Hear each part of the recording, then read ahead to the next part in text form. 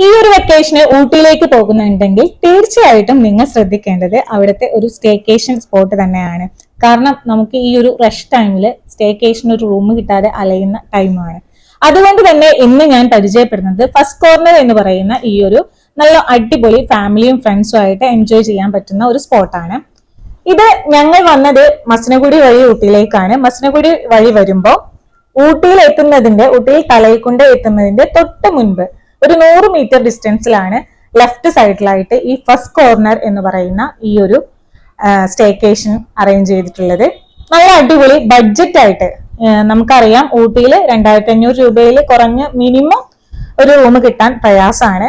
അങ്ങനെയുള്ള ഒരു ബഡ്ജറ്റ് ഹോമാണ് നമുക്ക് കിട്ടിയിട്ടുണ്ടായിരുന്നത്.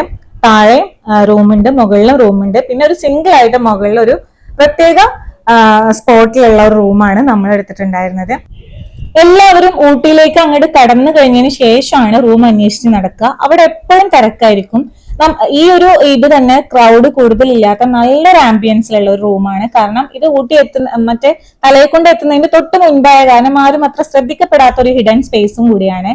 നല്ല ഒതുങ്ങിയ അടിപൊളി സൈലന്റ് ആംബിയൻസിൽ ഇരുന്നുകൊണ്ട് നമുക്ക് ഇതേപോലെ സൂര്യോദയം റൂമിൽ നിന്ന് കണ്ടുകൊണ്ട് ആസ്വദിച്ച് ഊട്ടി മനോഹരമാക്കാൻ പറ്റും. നമ്മൾ കൊടുക്കുന്ന ആ ഒരു എമൗണ്ട് തന്നെ ബ്രേക്ക്ഫാസ്റ്റ് ഇൻക്ലൂഡഡ് ആണ്.